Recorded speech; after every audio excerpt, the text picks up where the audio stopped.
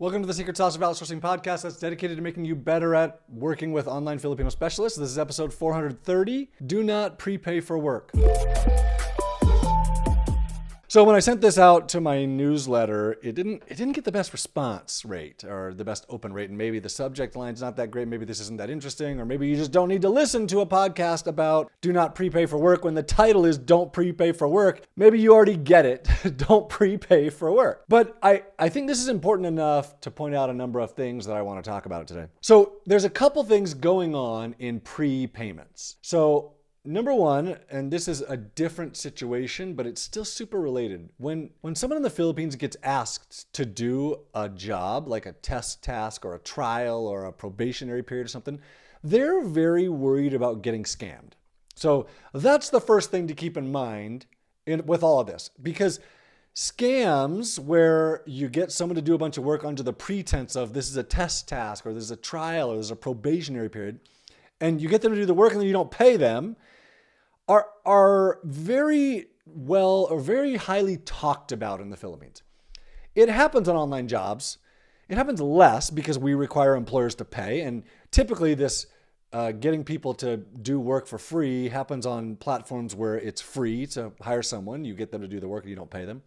So that would be, well, I'm not going to name platforms, but it happens less on Onlinejobs.ph than other platforms, which is very common. But it still happens on online jobs. And so that's something to be aware of, that this is common in the Philippines culture of being very leery of being asked to do work and not getting paid for it. So on the other side of it, someone in the Philippines should not be asking to get prepaid for work that they're doing. And to me, this is a huge red flag. Almost every single time I've ever seen someone ask for money up front, whether it be, can you prepay me, or my laptop is broken, or I have an electricity problem, can you pay my utilities, or whatever it is, if they're asking for money before they've worked, it's like almost every single time it's a scam. Now, I've been doing this since 2005. That makes almost 20 years now. And I've seen this a dozen times, which tells you how seldom this is happening, but it's definitely still happening. So I got this email from an employer recently. He says, I attempted to hire someone from your company and the person asked for a favor to be paid before he started. Then he disappeared on me. Well, yeah, getting paid first, that's a problem.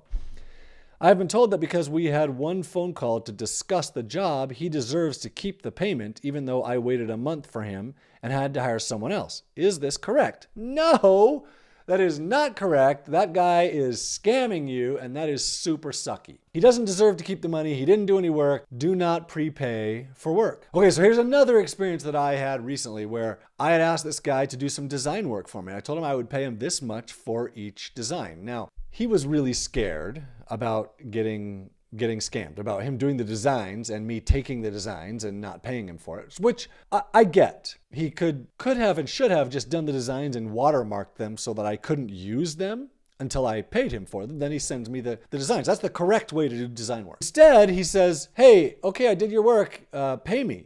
And I was like, wait a minute, did I miss an email from him? And so I said, hey, I didn't see anything. And he responds and says, yeah, I sent you the designs. Pay me.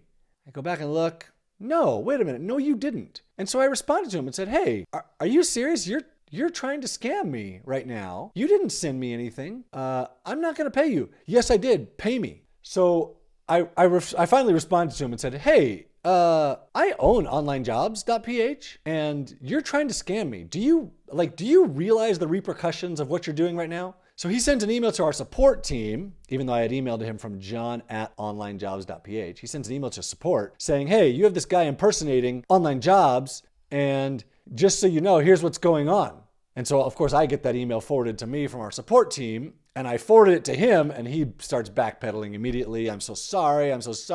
I'll do the work. And I was like, well, you know what? It's too late. I'm leaving you a review. I'm leaving you a bad review because you're asking to get prepaid for stuff that you didn't do, and you're lying to me, and that's super sucky, right? And my guess is had I paid him, he probably would have done the work because he thought I was trying to scam him by getting him to do work ahead of time without paying, right? So there's this circle going on here when you're asking for real work to get done as a trial or as a test, but I wasn't asking for a trial or a test. I was asking for real work. He didn't want to get scammed. So in this situation, obviously I didn't prepay him for the work because I didn't want to get scammed.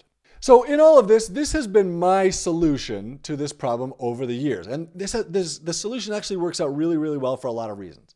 When I hire someone, I tell them, at least, so for a full-time position, well, for part-time work, for graphic design, he should have done the work and sent me a watermark. He should have done one thing and sent me a watermarked image so I couldn't steal his work and not pay him. And he should have done little work and sent it to me watermarked so that I could say, okay, here's your money, now do more, because I wanted 10 designs done. That's an easy solution to this freelance work, right? But when you hire someone on a more permanent basis, salaried or maybe even hourly, what my solution is, hey, I'm going to pay you once a week for the first couple months, just so you know I'm real, that I'm going to pay you legitimately, that I'm not going to steal from you. I'm not going to scam you. I'm not going to try and get you to do work without me paying you. Now, this may work for you depending on your company.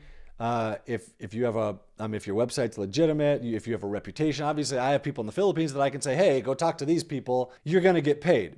If you don't, it might be a problem. It's probably not going to be a problem for you because people in the Philippines really just want the work. And the point of this podcast was to tell you, do not prepay for work, not to warn you that you have to pay people in order to get them to work, because that's usually not the case. That happened to me once, but the reality is anytime someone asks for a salary advance, a new laptop, money to get paid before, their sister medical bills, their internet bills, whatever it is, if it's the beginning of the relationship, if they're just starting working for you, do not prepay. Now, an add-on to that is there's a caveat. After someone has worked for you for a while, then yep, we prepay for work all the time. Not that we're prepaying, but we give salary advances. Oh yeah, don't give a salary advance in the beginning either. We give salary advances all the time now. When people are in a hard spot, they need money right now, and yep, I trust you, and you've been working for me for 6 months, you've been working for me for 12 years, yep, I'm gonna give you a salary advance. Yes, I will do that. But that is after you trust someone, not before. Don't prepay for work.